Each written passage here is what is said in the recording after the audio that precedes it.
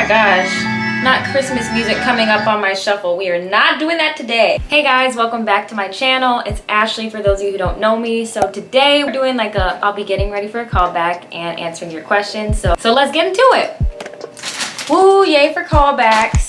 And it's actually my first in-person callback since the pandemic started. All my callbacks have been on Zoom. So, well, no, that's a lie. I did do an in-person callback actually for the commercial I booked. This Quill commercial. I'm like, representative. That one I actually did get from an in-person callback. So I have been to an in-person callback. But everything else, online. Zoom. I don't want to do too much because it said natural makeup. Anyways, I'm gonna get into answering some questions because I said I was gonna answer questions in my next video. I'm going through the comments of like other videos and seeing things that I haven't answered or anything like that. So let me get the questions going.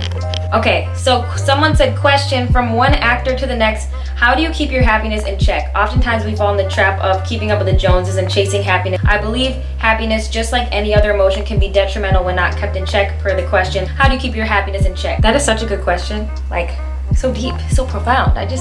Wow, my people, my subscribers were deep because that was such a good question. So something that I realized about myself is I like to have control over a lot of things, but you just can't control everything. And so the first step is literally being like, okay, this thing is completely out of my control. The outcome of this is out of my control, and start focusing on little things you can control. Like I can control getting into acting class, you know, and working on my skills, or I can work on getting a job so that I can pay for acting class, you know, just like making sure that you're focusing on bettering the things you can control, and then your outcomes that you can't control usually will be better. I have routines. I think that just doing things and showing up for myself makes me happy. Like even if something's not going well in my life, I'm going to continue to do my solid morning routine, or I'm going to continue to pray and meditate and journal. And so even on a bad day, I can at least say, at least you like showed up for yourself. At least you went to the gym today and you did your routines and things. So keep showing up for yourself. That consistency is what will keep you kind of like in check, keep you like going. I think. I hope that answered the question. I think it did. Keep your happiness in check by just showing up for yourself, keeping your routines, and making really good healthy habits so that you're like so just confident and sure of yourself that really regardless of what happens, you're gonna be on your ish regardless. How did you get to be invited to the Oscars? I think she means the Oscars. The HBCU in LA program is a partner of the Academy, so they invited us. Also, I worked for the Academy at the time, so I was gonna be there either working it or tips on finding a commercial agent. Well, for me, I was referred to mine by my manager, but usually I look up top commercial agencies in LA, or even like ones that seem like they take newer people, newer talent. One sec. My mirror is right here. I need to look over here. Finding commercial agents in LA, it can be kind of, it's actually slightly, I wouldn't say easier, but it's more accessible because they accept new people, new faces, and you could really just submit to the website. They usually have like a commercial division on their website that tells you how exactly to submit. Usually you have to send like a headshot. Oh my gosh, I just got a notification to be real. Well, they about to see me doing my makeup. That was so quick. We literally just did a be real. Energy.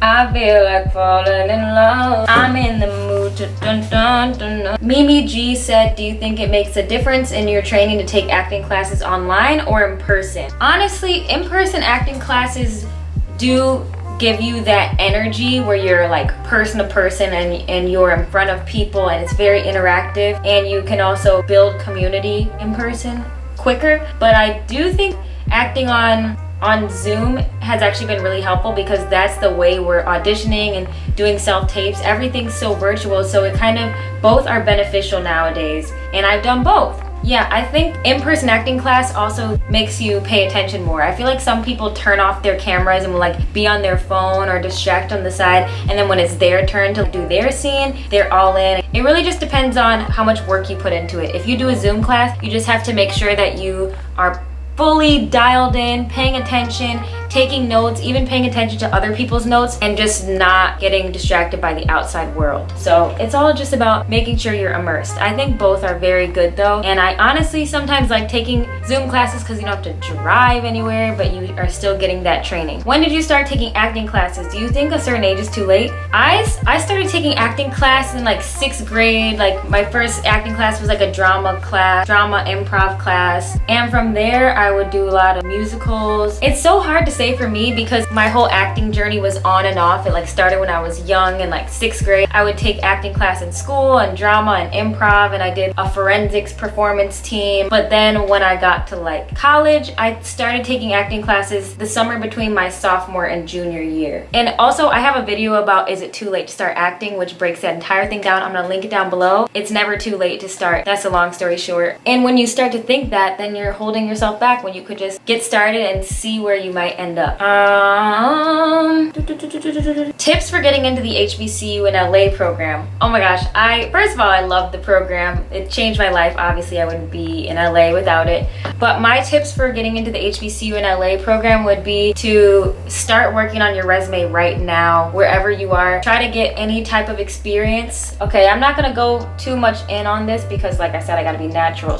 But tips for the HBCU in LA program would be make sure that your resume is very detail oriented and there's not little mistakes. Make sure you're showing your most relevant experience to the entertainment industry at the top so that they can see right away that you are prepared and ready to do this. And also I would say really personalize your personal statement. Tell a good story about why you love Hollywood, or not Hollywood, but like what got you interested in entertainment, things like that. And yeah, you really got to put your heart into that application, and you just have to make sure when you submit, it's a strong representation of who you are, what you want to do. And you can be specific about what in the industry that you want to, what in the industry you actually want to do. And even if it's not exactly what you want to do, just kind of say something that you're leaning towards. Like, I want to be a director or a writer, something like that, just so they know where to place you. And you can maybe change your mind later, which a lot of people do and did. So it's okay.